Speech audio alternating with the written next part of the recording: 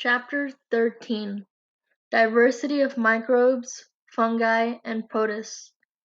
Chapter Outline: 13.1 Prokaryotic Diversity, 13.2 Eukaryotic Origins, 13.3 Protists, and 13.4 Fungi.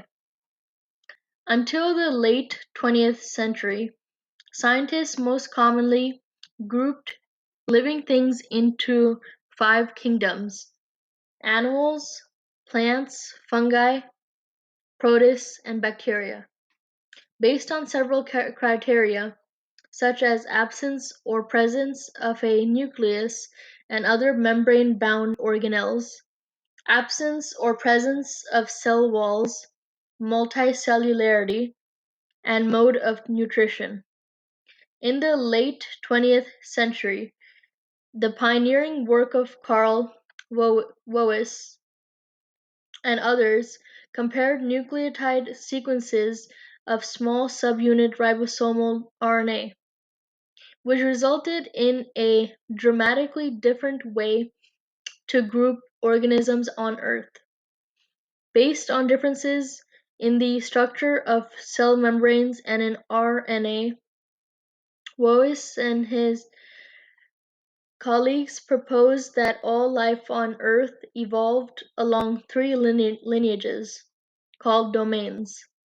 These 3 domains are called bacteria, archaea, and eukarya.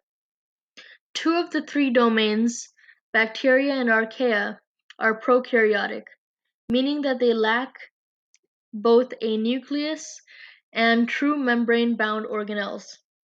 However, they are now considered, on the basis of membrane structure and RNA, to be as different from each other as they are from the 3rd domain, the eukarya. Prokaryotes were the first inhabitants on Earth, perhaps appearing approximately 3.9 billion years ago. Today they are ubiquitous, inhabiting the harshest environments on the planet, from boiling hot springs to permanently frozen environments in Antarctica, as well as more benign environments such as compost heaps, soils, ocean waters, and the guts of animals, including humans. The eukarya include the familiar kingdoms of animals, plants, and fungi. They also include a diverse group of kingdoms formerly grouped together as protists.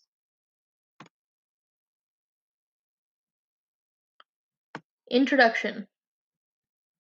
13.1 Prokaryotic Diversity.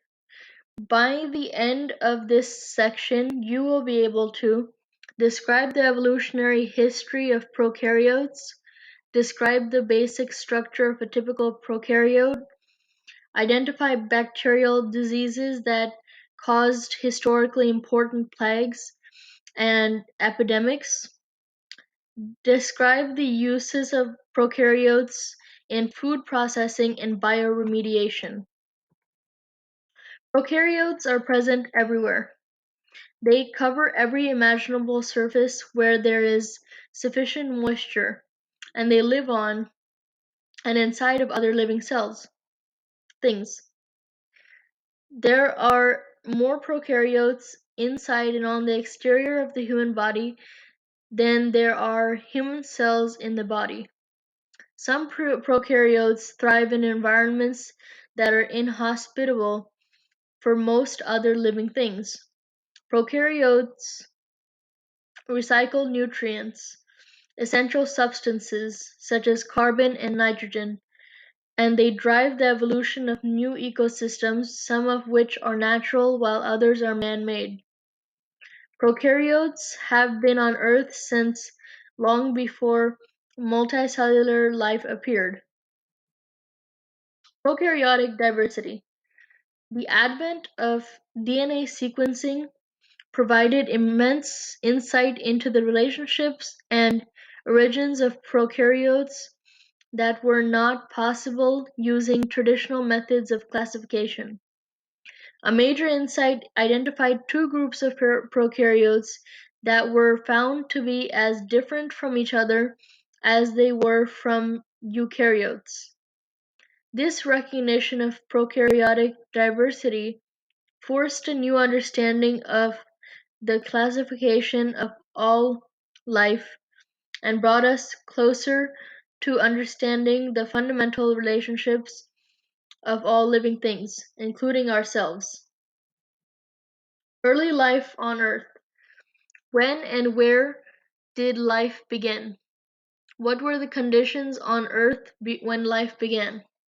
Prokaryotes were the first forms of life on Earth, and they existed for billions of years before plants and animals appeared.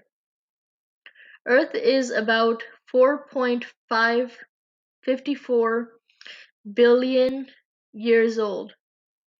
This estimate is based on evidence from the dating of meteorite material, since surface rocks on Earth are not as old as Earth itself. Most rocks available on Earth have undergone geological changes that make them look younger than Earth itself. Some meteorites are made up of original material in the solar disk that formed the objects of the solar system, and they have not been altered by the processes that altered rocks on Earth. Thus, the age of meteorites is a good indicator of the age of the formation of Earth. The original estimate of 4.54 billion years was obtained by Claire Patterson in 1956. His meticulous work has since been corroborated by ages determined from other sources, all of which point to an Earth age of about 4.54 billion years. Early Earth had a very different atmosphere than it does today. Evidence indicates that during the first 2 billion years of Earth's existence, the atmosphere was anoxic, meaning that there was no oxygen. Therefore, only those organisms that can grow without oxygen, anaerobic organisms, were able to live. Organisms that convert solar energy into chemical energy are called phototrophs. Phototrophic organisms that required an organic source of carbon appeared within 1 billion years of the formation of the Earth. Then cyanobacteria, also known as blue-green algae, evolved from these simple phototrophs 1 billion years later. Cyanobacteria are able to use carbon dioxide as a source of carbon. Cyanobacteria began the oxygenation of the atmosphere. The increase in oxygen concentration allowed the evolution of other life forms. Before the atmosphere became oxygenated, the planet was subjected to strong radiation. Thus, the first organisms would have flourished where they were more protected, such as in ocean depths or beneath the surface of Earth.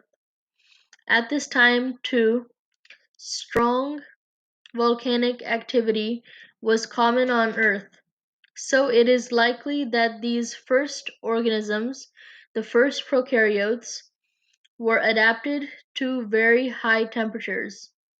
These are not the typical temperate environments in which most life flourishes today. Thus, we can conclude that the first organisms that appeared on Earth likely were able to withstand harsh conditions.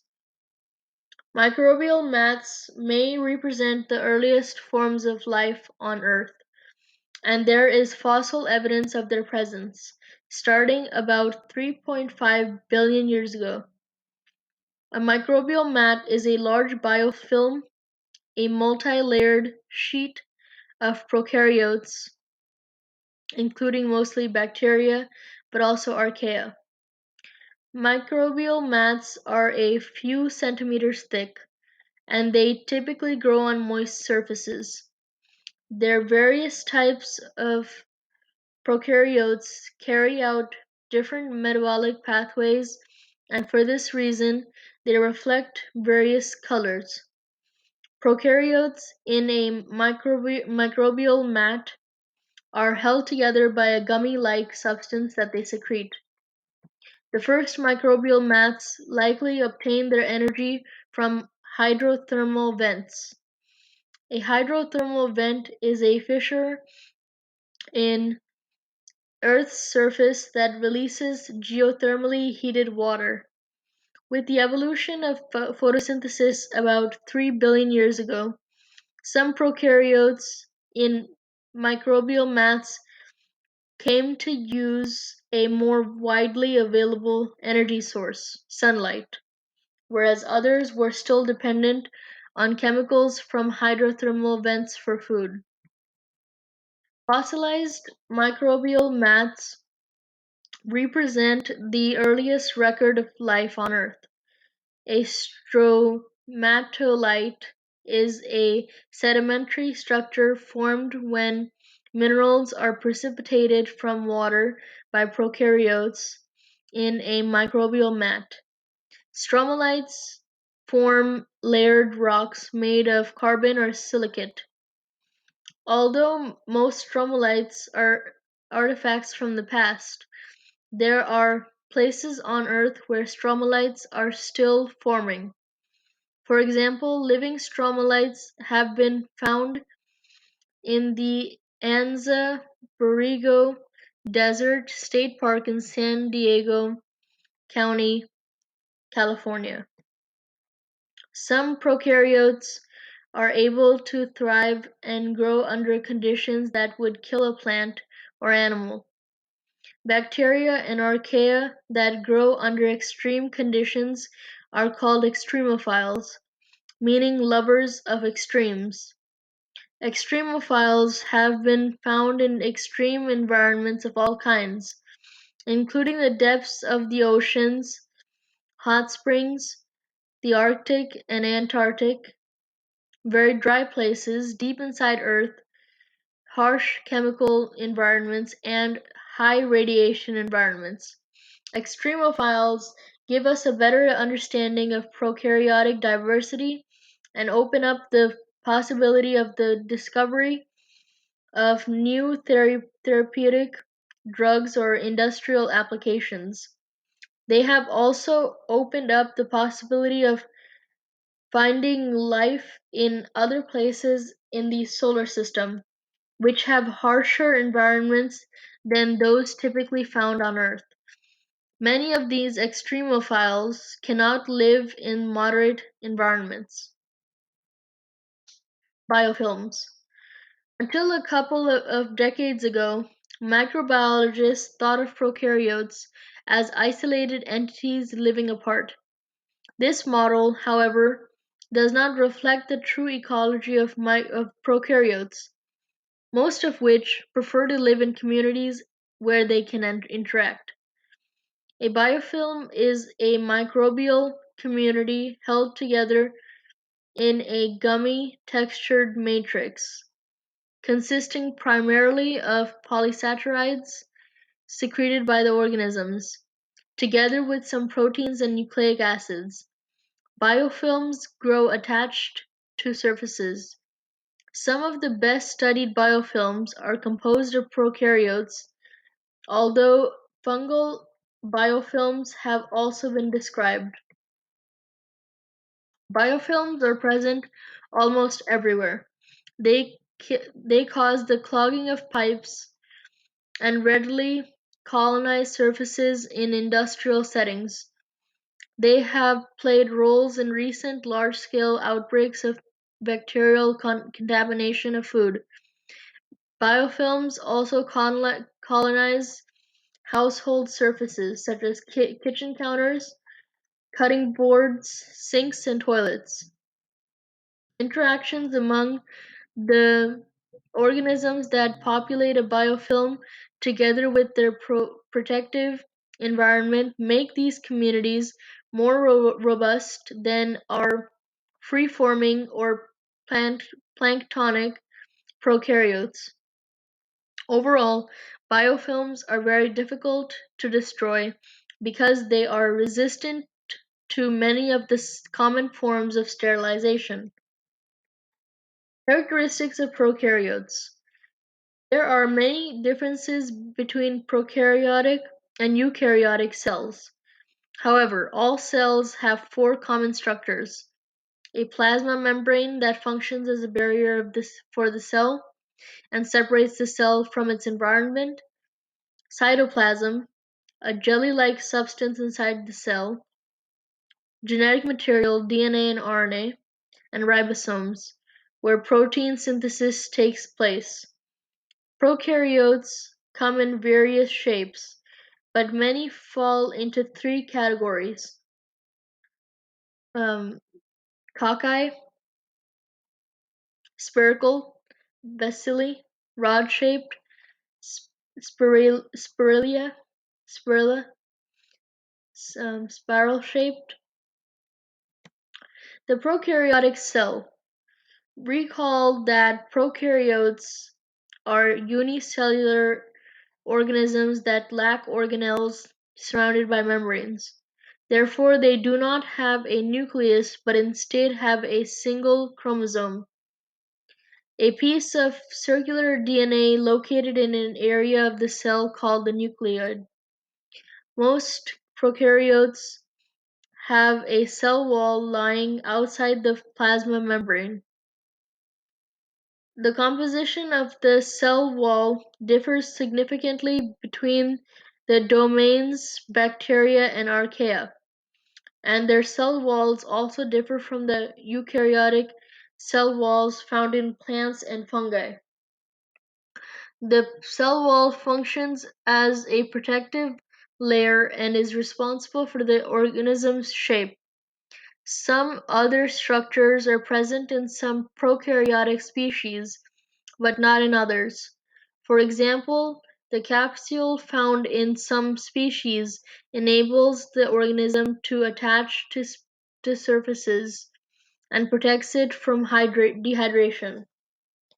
Some species may also have flagella, singular flagellum, used for locomotion, and pili, singular pilus, used for attachment to surfaces and to other bacteria for conjugation.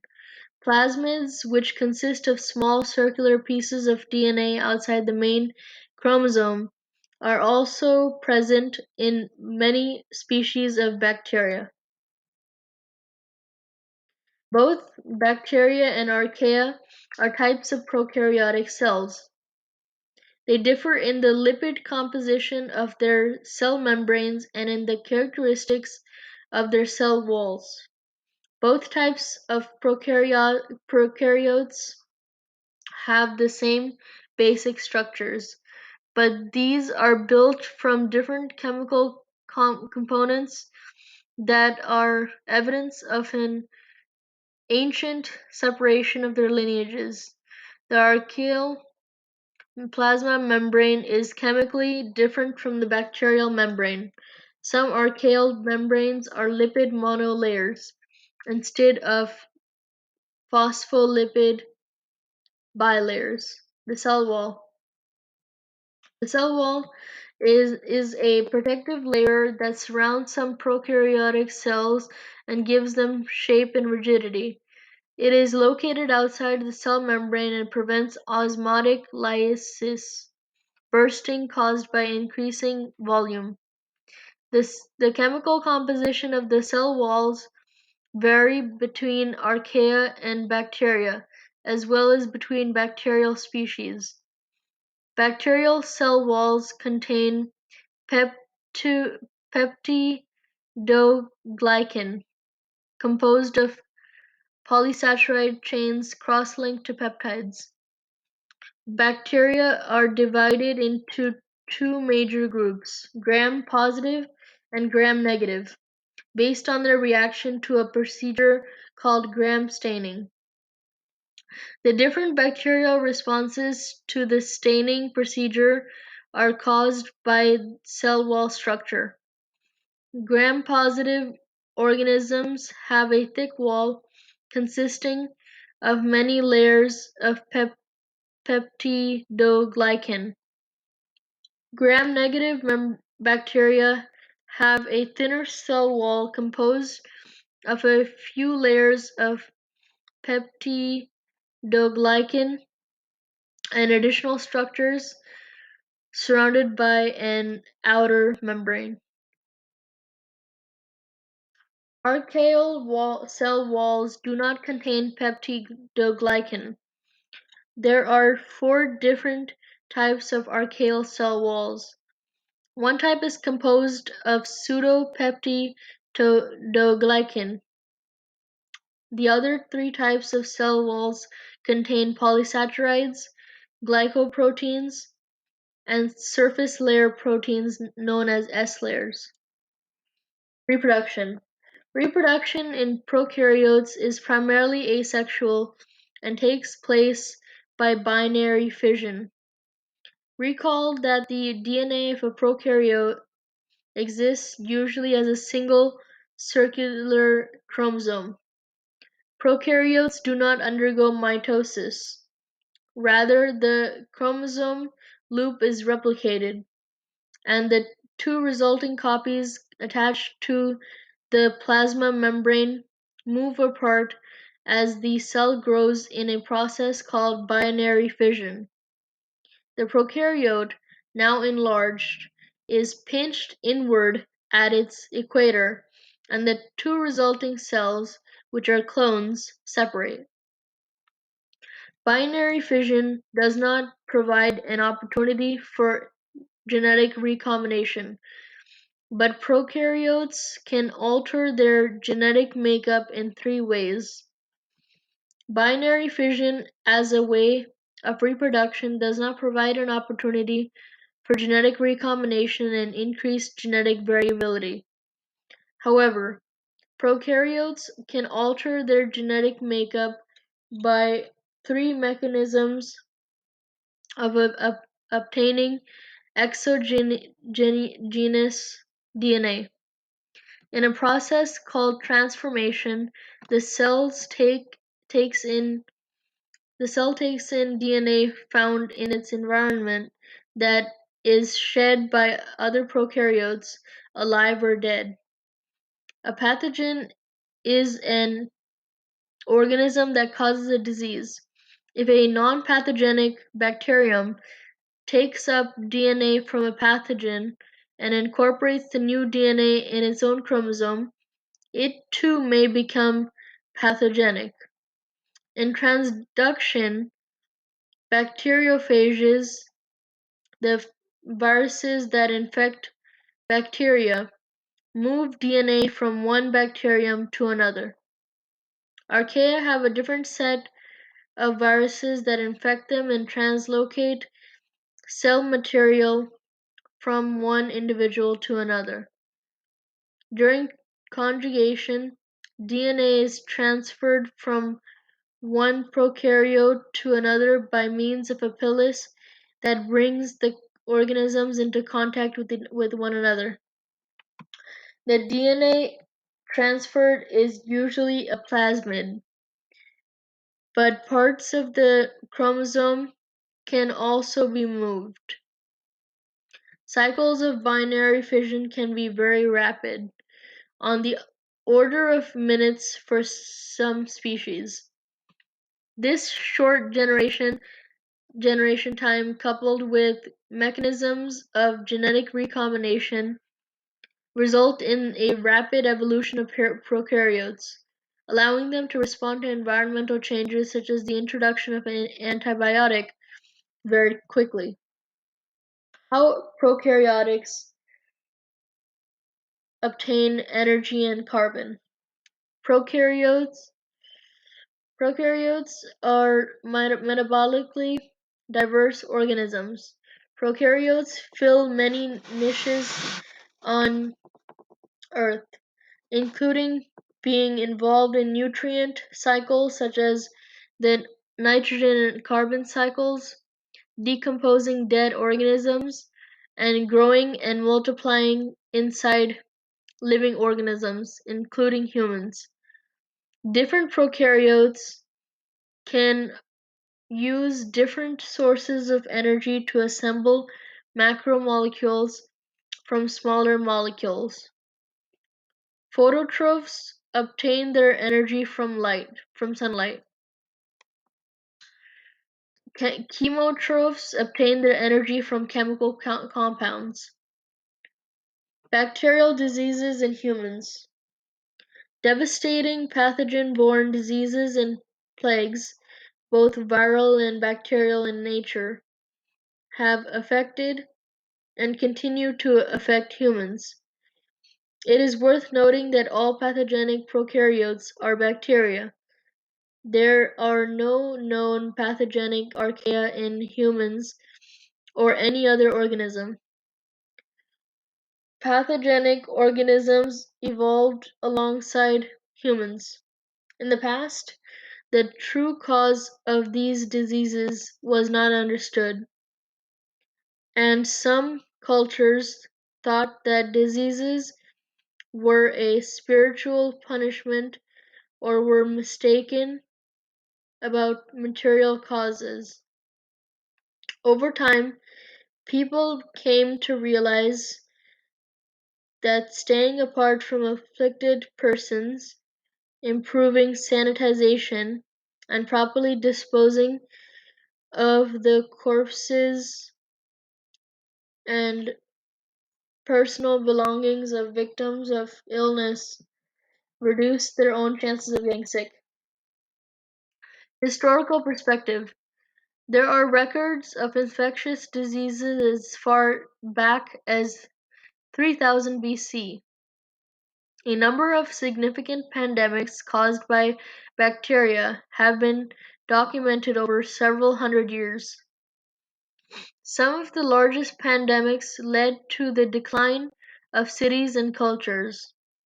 Many were zoonoses that appeared with the domestication of animals, as in the case of tuberculosis.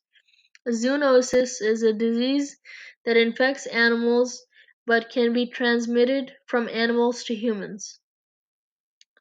Infectious diseases remain among the leading causes of death worldwide. Their impact is less significant in many developed countries, but they are important determiners of mortality in developing countries.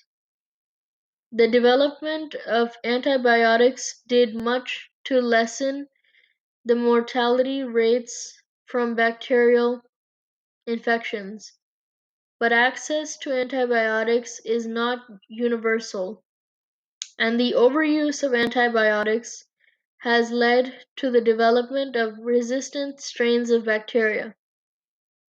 Public sanitization efforts that dispose of sewage and provide clean drinking water have done as much as or more than medical advances to prevent deaths caused by bacterial infections. In 430 BC, the plague of Athens killed 1/4 of the Athenian troops that were fighting in the Great Pelo, Pon- Peloponnesian War. The disease killed a quarter of the population of Athens in over 4 years and weakened Athens' dominance and power. The source of the plague may have been identified recently when researchers from the University of Athens were able to analyze DNA from teeth recovered from a mass grave. The scientists identified nucleotide sequences from a pathogenic bacterium that causes typhoid fever. From 541 to 750 AD, an outbreak called the Plague of Justinian, likely a bubonic plague, eliminated by some estimates 1/4 to 1/2 of the human population. The population in Europe declined by 50% during this outbreak. Bubonic plague would decimate Europe more than once. One of the most devastating pandemics was the Black Death, 1346 to 1361, which is believed to have been another outbreak of bubonic plague caused by the bacterium Yersinia pestis. This bacteria is carried by fleas living on black rats. The Black Death reduced the world's population from an estimated 250 million to about 350 to 375 million. Bubonic plague struck London hard again in the mid-1600s. There are still approximately 1,000 to 3,000 cases of plague globally each year. Although contracting bubonic plague before antibiotics meant almost certain death, the bacterium responds to several types of modern antibiotics, and mortality rates from plague are now very low. Over the centuries, Europeans developed resistance to many infectious diseases. However, European conquerors brought disease-causing bacteria and viruses with them when they reached the Western Hemisphere, triggering epidemics that completely devastated populations of Native Americans who had no natural resistance to many European diseases. Antibiotic crisis. The word antibiotic comes from the Greek anti, meaning against, and bios, meaning life. An antibiotic is an organism-produced chemical that is hostile to the growth of other organisms. Today's news and media often address concerns about an antibiotic crisis. Are antibiotics that were used to treat bacterial infections easily treatable in the past becoming obsolete? Are there new superbugs, bacteria, that have evolved to become more resistant to our arsenal of antibiotics? Is this the beginning of the end of antibiotics? All of these questions challenge the healthcare community. One of the main reasons for resistant bacteria is the overuse and incorrect use of antibiotics, such as not completing a full course of prescribed antibiotics.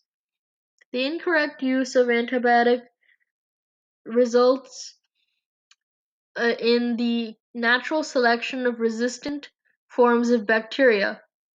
The antibiotic kills most of the infecting bacteria, and therefore only the resistant forms remain. These resistant forms reproduce, resulting in an increase in the proportion of resistant forms over non-resistant ones. Another problem is the excessive use of antibiotics in livestock. The routine use of antibiotics in animal feed promotes bacterial resistance as well. In the United States, 70% of the antibiotics produced are fed to animals. The antibiotics are not used to prevent disease, but to enhance production of their products. Staphylococcus aureus, often called staph, is a common bacterium that can live in and on the human body. which usually is treatable with antibiotics. A very dangerous strain, however, has made the news over the past few years. This strain, methicillin-resistant Staphylococcus aureus, MRSA, is resistant to many commonly used antibiotics, including methicillin, amoxicillin, penicillin, and oxacillin. While MRSA infections have been common among people in healthcare facilities, it is appearing more commonly in healthy people who live or work in dense groups, like military personnel and prisoners. The Journal of American Medical Association reported that among MRSA-affiliated persons in healthcare facilities, the average age is 68 years, while people with community-associated MRSA have an average age of 23 years. In summary, society is facing an antibiotic crisis. Some scientists believe that after years of being protected from bacterial infections by antibiotics, we may be returning to a time in which a simple bacterial infection could again devastate the human population. Researchers are working on developing new antibiotics, but few are in drug development pipeline, and it takes many years to generate an effective and approved drug. Foodborne diseases. Prokaryotes are everywhere. They readily colonize the surface of any type of material, and food is not an exception. Outbreaks of bacterial infection related to food consumption are common. A foodborne disease, also known as food poisoning, is an illness resulting from the consumption of food contaminated with pathogenic bacteria, viruses, or parasites. Although the United States has one of the safest food supplies in the world, the Center for Disease Control and Prevention has reported that 76 million people get sick, more than 300,000 are hospitalized, and 5,000 Americans die each year from foodborne illness. The characteristics of foodborne illnesses have changed over time. In the past, it was relatively common to hear about sporadic cases of botulism, the potentially fatal disease produced by a toxin from the anaerobic bacterium Clostridium botulinum. A can, jar, or package created a suitable anaerobic environment where Clostridium could grow. Proper sterilization and canning procedures have reduced the incidence of this disease. Most cases of foodborne illnesses are now linked to produce contaminated by animal waste. For example, there have been serious produce-related outbreaks associated with raw spinach in the United States and with vegetable sprouts in Germany. The raw spinach outbreak in 2006 was produced by the bacterium E. coli strain. Most E. coli strains are not particularly dangerous to humans. Indeed, they live in our large intestines, but this strain is potentially fatal. All types of food can potentially be contaminated with harmful bacteria of different species. Recent outbreaks of Salmonella, reported by the CDC, occurred in foods as diverse as peanut butter, alfalfa sprouts, and eggs. Epidemiologist. Epidemiology is the study of the occurrence, distribution, determinants of health and disease in a population. It is therefore related to public health. An, an epidemiologist studies the frequency and distribution of diseases within human populations and environments. Epidemiologists collect data about a particular disease and track its spread to identify the original mode of transmission. They sometimes work in close collaboration with historians to try to understand a way a disease evolved geographically and over time, tracking the natural history of pathogens. They gather information from clinical records, patient interviews, and any other available means. That information is used to develop strategies and design public health policies to reduce the incidence of a disease or to prevent its spread. Epidemiologists also conduct rapid investigations in case of an outbreak to recommend immediate measures to control it. Epidemiologists typically have a graduate level education. An epidemiologist often has a bachelor's degree in some field and a master's degree in public health. Many epidemiologists are also physicians and have an MD, or they have a PhD in an associated field such as biology or epidemiology. Beneficial prokaryotes. Not all prokaryotes are pathogenic. On the contrary, pathogens represent only a very small percentage of the diversity of the microbial world. In fact, our life and all life on this planet would not be possible without prokaryotes. Prokaryotes and food and beverages. According to the United Nations Convention on Biological Diversity, biotechnology is any technological application that uses biological systems, living organisms, and derivatives thereof to make or modify products or processes for specific use. The concept of specific use involves some sort of commercial application.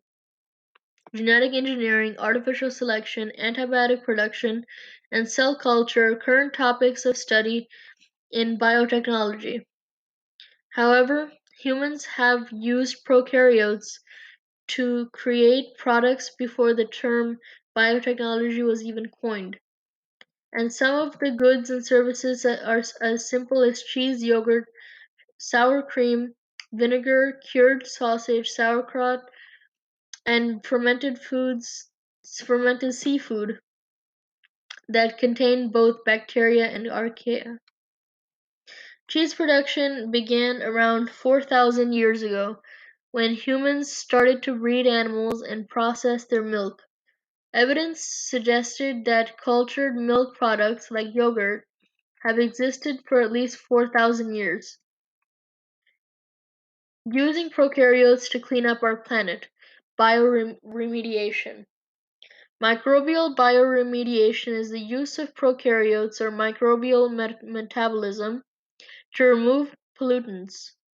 Bioremediation has been used to remove agricultural chemicals or pesticides and fertilizers that leach from soil into groundwater. Certain toxic metals such as selenium and arsenic compounds can also be removed from water by bioremediation. The reduction of SeO, SeO, and to metallic selenium is a method that used to remove selenium ions from water. Mercury is an example of a toxic metal that can be removed from an environment by bioremediation. Mercury is an active ingredient of some pesticides. It is used in industry and is also a byproduct of certain industries, such as battery production.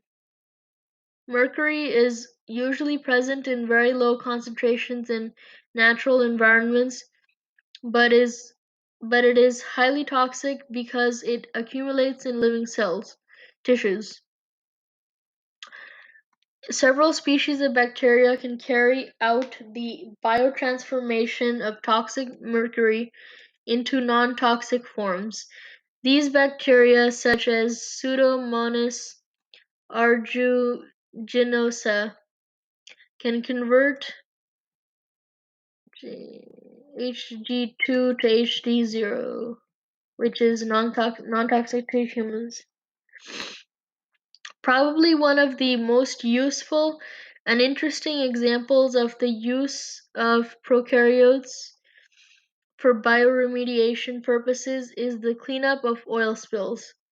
The importance of prokaryotes to petroleum bioremediation has been demonstrated in several oil spills in recent years, such as the Exxon Valdez spill in Alaska,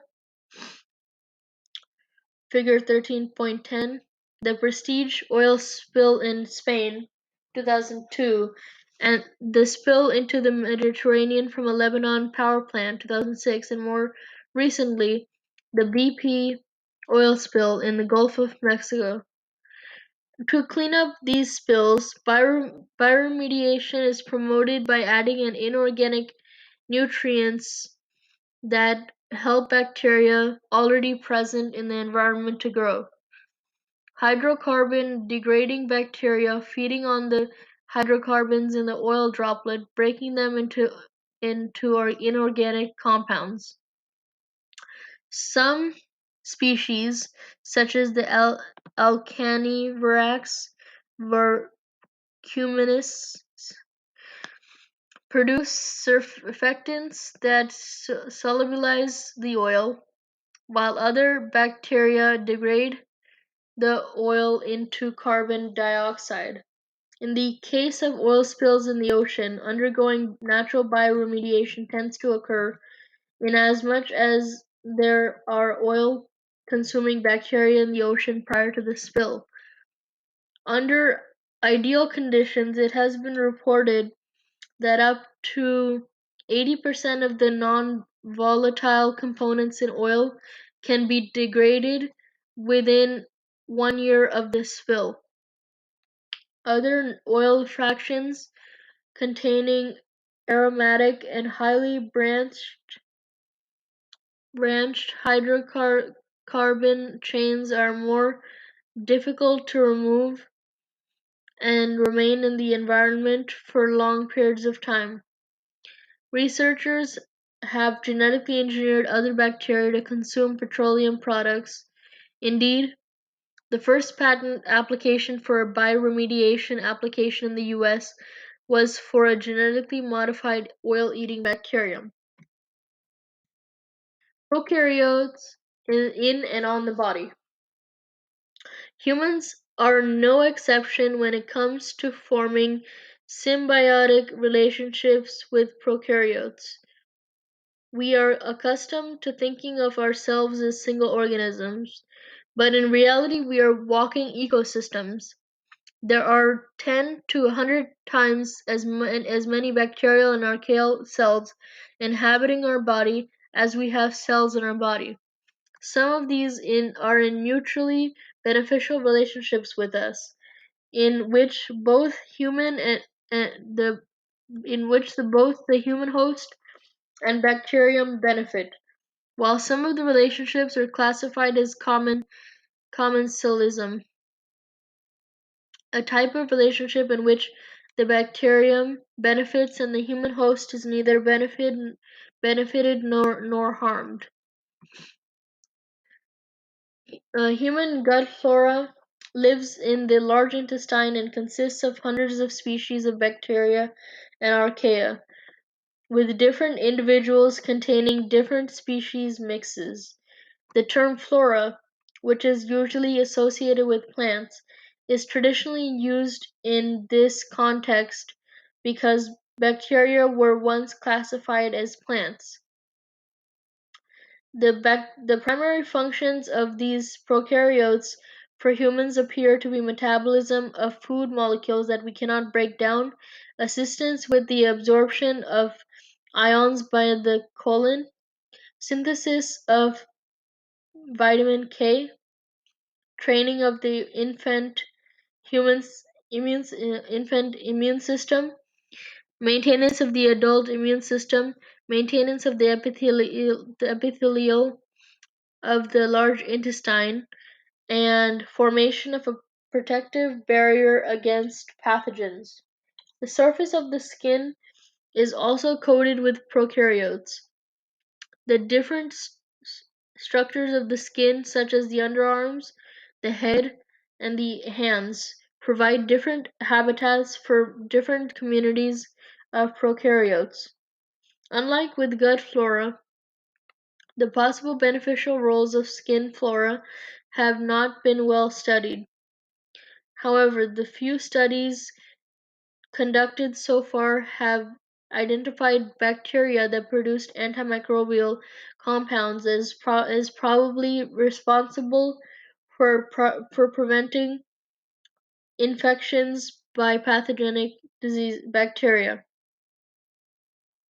Researchers are actively studying the relationships between various diseases and alterations to the composition of human microbial flora.